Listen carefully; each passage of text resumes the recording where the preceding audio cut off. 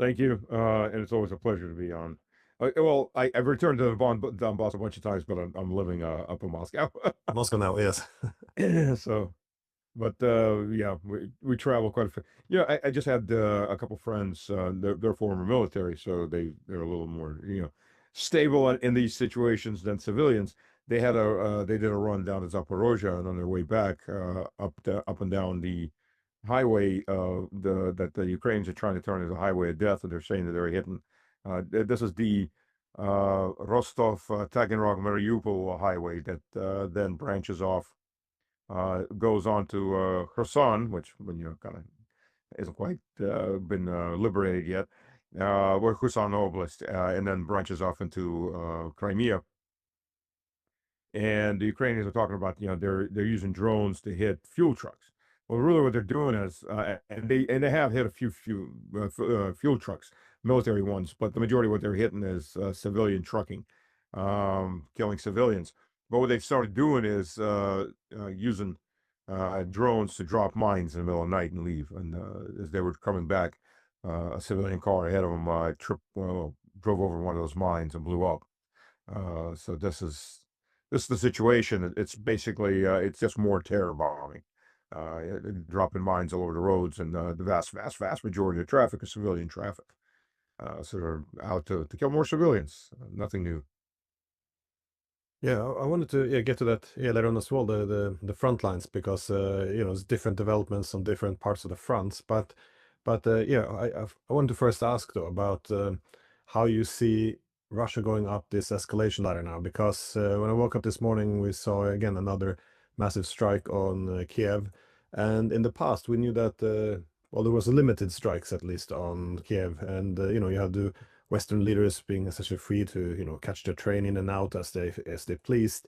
Uh, but something appears to have changed in Moscow though, in terms of the decision making. Now we see that Kiev, I guess, is no longer off limits. It's being hit much harder, and also the rhetoric against, well, especially the European countries, is also intensifying. What is your sense of what has shifted in mood in Moscow?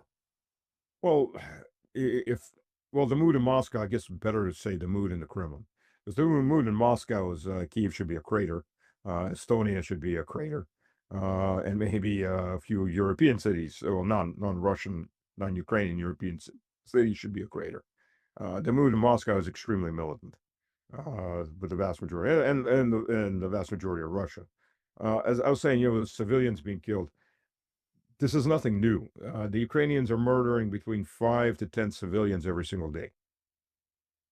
Have we talked about the gamification of drone warfare? No. Okay, I haven't talked to you about that. Okay, so the gamification of drone warfare. Why are Ukrainians as a last resort killing civilians? Okay, so these guys, and by the way, this is also a reason why Ukrainian drone operators don't ever seem to make it to becoming POWs. If you get my point, the Ukrainians have an incentive program. So if they blow up expensive military equipment, they get a certain amount of points. They take out military personnel, they get a certain other amount of points. If that's not part of the target area or targets in the area, they'll go after civilian engineering equipment or telecommunication equipment. If that's not in the area, they go after civilian trucking. If that's not in the area, they go after civilian cars. If that's not in the area, they'll go after a grandma walking a baby in a pram. They have to kill something to get some amount of points, and the points go down as you go down the target categories. So they will always, if their batteries are starting to run out, as they're waiting or trying to find something to kill. Oh, look, there's a kid in a playground. Well, targets, it's still a kid in a playground. Got to kill Russians. So they will go after that. The unit, be it a section, a platoon, the company, they collect these points at the end of the month, and they use them to buy equipment. They get better equipment, they get better pay, get better provisions, swag, what have you. So this is the gamification of warfare. Another NATO creation handed over to the Ukrainian lapdog. So yeah, that takes the incentive. The KPI there is to kill something. So that takes whatever little humanity is left in these bastards and deletes it permanently. So they have to kill something. Otherwise, if they're just they lose the drones, they don't do anything, they get penalized. And when you consider the vast majority of drones don't kill anything, I mean, all the kills you're seeing with drones is only about 15-20% of the drones. The rest of the drones are stopped, shot down, catch on trees, and so on and so on. So this is the reality of it. So yeah, sure, they'll mine a road, a highway. They'll drop, they'll hit a gas station with civilians fueling up. They'll go after individual cars, and when need to, they'll go after some grandmother in her garden because it's still something. This is the reality that we're dealing with, and they will definitely go after a school, kill 21. And when the West is now, oh, there was just a missile went off course. What missile? There were 16 drones, and they're reconning that school in Starobielsk for half a day with recon drones. So no, this is very, very specific targeting of civilians as the backup plan for not finding something military. Yeah, no, well, I was also wondering what is changing the calculus in Moscow, because on one hand, one heard a lot about, of course, the NATO allowing its territory to be used to strike Russia. We heard about the Europeans obviously make a big noise in terms of not just expressing their intention to develop more capabilities, that is the long-range missiles, but also the intent that is this should be used to strike deep inside Russia. So we have this going up the escalation ladder, but of course the dormitory appears to have being struck in Lugansk appears to have also made it very difficult to have any more restraint. And I agree with how it was been covered, because once this was covered, the dormitory across BBC and other European media, especially the headlines was the only coverage was Putin accuses, Russia, Ukraine of targeting this. And then you have some stories that it could have been used by drone operators, even though you have this some of these Ukrainian websites setting up these death lists, putting essentially the teachers and the staff on this list, so they didn't pretend as if they were drone operators. Anyways, it's quite a the dramatic development. But do you see the dormitory having more the emotional value, or do you see all of these issues coming together to explain why Russia might be shedding its restraints now? All of those issues, and it's still a limited shedding.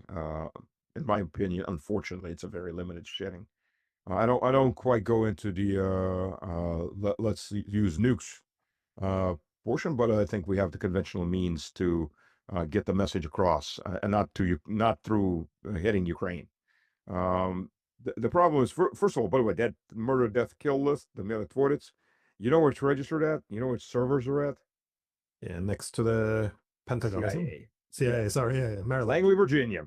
That's right. By the Where am way, I going? just for the Americans listening, just so you understand, your government has the proxy servers right next to the CIA headquarters, and on that list is a whole lot of American citizens. So your government, be it Biden or Trump, has no problems with your proxy targeting and murdering Americans, your citizens, your fellow citizens, for exercising their free speech. Just let that sink in. I'm not even going to talk about places like England that arrest 15,000 people in a year for thought crimes. So that's just reality. The uh, uh, you, you know Andrei Kartopolov, who is a former general. He's a member of parliament. He's on the armed. He's the head of the armed forces committee. He came out and said, yeah, we're going to target decision-making centers, but we're not going after the Rado or Zelensky or the politicians. We're only the decision-making centers. We're fighting with the military. It's like, well, you know what? I disagree with that because the military is just a tool. You're fighting with the government, and the government of Ukraine is a psycho. Well, the thing about targeting the government of Ukraine, if you fight Russia, you fight Iran, you fight China, you're fighting civilizational states. You kill one guy, the next guy steps up. You kill the next guy, the next guy steps up. You don't have that in Ukraine. it's a kleptocracy. The people around Zelensky are there because they're stealing everything dry. And they will continue this war because sending Ukrainian people, sending little boys and girls off to war makes them money. But they're not in it to die for Ukraine. They're not going to, they're not, none of them are planning on dying of old age in Ukraine. They're there to feed off the trough like a bunch of pigs. And what they're feeding off of is the meat and bones of their own people. So the moment they start getting killed, liquidated, brought to justice, having their come to Jesus moment, the rest will run because they have nothing in this. They're not here ideologically. They're here to feed. They're going to take, okay, so now it's gotten dangerous enough me getting killed. How much money have I stolen? It's enough. I'm getting the hell out. That's what's going to happen with the Zelensky government. It's going to collapse. You don't have to go after Zelensky himself. You have to just take out enough of them. Budanov might be one of the only ones that'll stick around because he is he's a dedicated terrorist. The rest of them, the rest of these people, they'll scatter. They'll scatter in every direction, just like some of them already scattered. Yulia Mendel, prime example. She was in the government how long? So you're telling me she didn't know about all the corruption, or did she not get her portion, so she decided to jump ship? Somebody that's been that close to Zelensky for that long suddenly leaves, the fifth year in the conflict, the seventh year in with Zelensky. Of course, she knew what was going on. You have to be absolutely blind, deaf, and dumb not to see the corruption. It's absolutely blatant. So people like that, they get upset, they'll run. If their lives are in danger, they'll run. Because they're living for themselves and their pocketbook. Now, from the Russian side, like I said, unfortunately, uh, Zelensky's inner circle is not on the target list. It should be. But I'll tell you, the problem with NATO is NATO's very comfortable. The EU is very comfortable. No matter what they do, it's the dumb Ukrainians that are going to get smacked. They're just biomaterial anyways. Who cares? And that's the problem. NATO has to be made an example of, or an example has to be made in NATO, and not in Kiev, not in Lvov. Maybe Tallinn, maybe Riga. That should be the example. Here's what's going to happen to the rest of NATO. You forgot what war is? Here, start feeling a little bit of war on your own skin. Or maybe Helsinki. These cities should be made to suffer. Switch them off. Take out their life-critical infrastructure, your water sanitation systems. And by the way, what the Americans do constantly. The Americans would have exterminated Europe by now if the Europeans were doing this. And that's the point that gets done to Russia. Why the hell are we not doing the same? Look, the Iranians blew up 13 American bases. Is there a nuclear war? No. The Israelis go in and murder the leadership of a different country. Is there a nuclear war? And that's quite literally the examples that are being used on the Russian government. Well, first of all, the Russian government, that's also not correct to say. The Kremlin is not a uniform entity. Just like any major government is not a uniform entity. It has factions. And one of the bigger factions that's now coming to fore is start beating the crap out of NATO. Make an example. Take out NATO bases. I mean, take them out. That's the message NATO needs. It's the more the militant wing that's now rising up. Of course, you got a liberal wing that wants to bring everything back to 2012. Unrealistically, yes, but that's what they believe in. You've got different other wings with different. It's different factions, like in any major government. You have multiple factions that you don't necessarily see the bickering or the maneuvering. It's just well hidden. And in the American government, you see that it's all on display because they all like to pump themselves up. And other governments, it's under the covers. Russia happens to be under the covers. But you see, for example, Shoigu, the generals, to a smaller degree, the Ministry of Foreign Affairs, Lavrov, they want a hard response. There's Medvedev, he's in that category too. Other people like Dimitrov, they want to make a deal. So you'll have and Dimitrov's not there by himself. So you have different factions within the government, and the faction that the hardline faction, especially with these outrages that the Ukrainians at NATO is producing. with Italian-made drones. Shea Bose was showing the drone pieces, and other journalists down there. I was supposed to go down there, but I have a foot injury, old military injury, and my foot was swollen up, so I was on crutches. Couldn't go down there. But yeah, so I mean, this has just raised the public anger that much higher, and they're backing heart attacks. And what Kiev is getting is not the heart attacks the majority want. Um, it's enough to calm the anger down a little. But the majority of people want Kiev to be a very big hole in the ground right now. We can rebuild it later.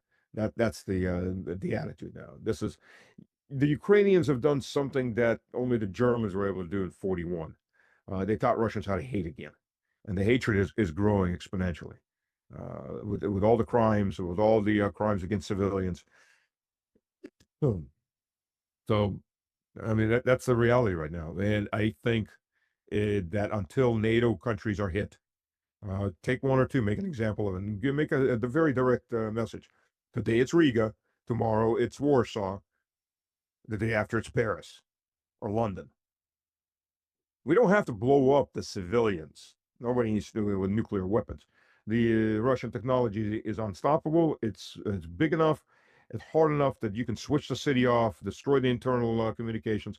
When those Oreshniks hit for example, in Dnipropetrovsk, that side of Dnipropetrovsk, they hit all the pipes, sewage pipes, water pipes, they all burst. Because it's a 4.6 earthquake on the edge of the city, close to ground zero. It's about a 5.5 on the Richter scale earthquake. And those pipings, they're not made for being earthquake proof. That's how much kinetic energy is being dumped. So yeah, you can do a lot of damage and make the people very, very uncomfortable in their lives as the final note, and then after this it gets very serious. But until NATO feels this themselves, they're not going to stop. They're first of all, when they're allowing their airspace to be used. Let's understand what that means. They are now a direct participant of this war. It's not they allowed their airspace to be used. By allowing their airspace or ground space, anything to be used, without trying to shoot down these drones as they're passing through their territory, they are no longer a neutral. They're no longer a proxy or working as a proxy. They are direct combatant. NATO countries are direct combatants. And if you listen to at a minimum, that's Lithuania, that's Latvia, Estonia, and Finland. And if you listen to what the Russian intelligence services have put out, is Latvia has gone the next step.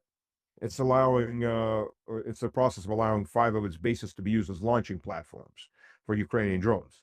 I mean, they are a direct participant in war. They are a direct party. They can't even say they're just supporting and defending Ukraine. They are direct combatant, at which point they should be destroyed as a direct combatant. That's it. You've made the decision. You are now a direct combatant in this war. Now the question is, are the Germans ready to start receiving presents? Are the British ready to start receiving presents? How far are we going to go with this? Yeah, I think this is something that's missed in the West. That is what is happening in Russia. Every time they see a missile striking deep inside Russia, which European leaders more or less, they not just celebrate but also take credit for in terms of how they are producing these missiles, and everyone knows they're directing them. I think it gets lost in all of this, what's happening on the other side. That is, as you said, the anger which is growing now in Russia, and well, you use the word hatred as well in Moscow, which wants be a powerful retaliation. And even if you put that the emotional aspect aside, you can see the pragmatic argument for also why Russia is probably shifting now to a much more hardline position, because yes, as I often make the point, over the past 4 years, you had this growing slow incrementalism where longer range weapons, more powerful weapons are being sent.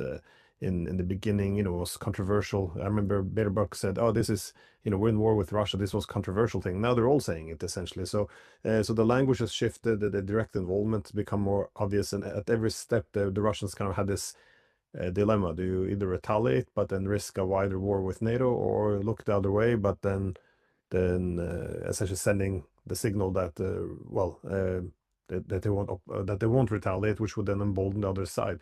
And I always make the point: this anyone reading Western newspapers now, you can't help but you can't disagree with this, that NATO countries are not emboldened, because every day you see articles about, well, we can do what we want, the Russians aren't going to do anything, they're going to be afraid of war. So, but deterrence works if say Russia attacks NATO, but if it's deterrence means, oh, Russia can't retaliate against NATO, and then we escalate and escalate, at some point you're going to reach a breaking point. And this is my sentiment as well, that is, we kind of cross that line now, and the delusion of escalation control is going to be, well, our undoing, essentially. But I did want to get, as said before, to the front lines, though, because there's a lot of, it's a bag of mixed nuts there in the Zaporizhia region, as you said.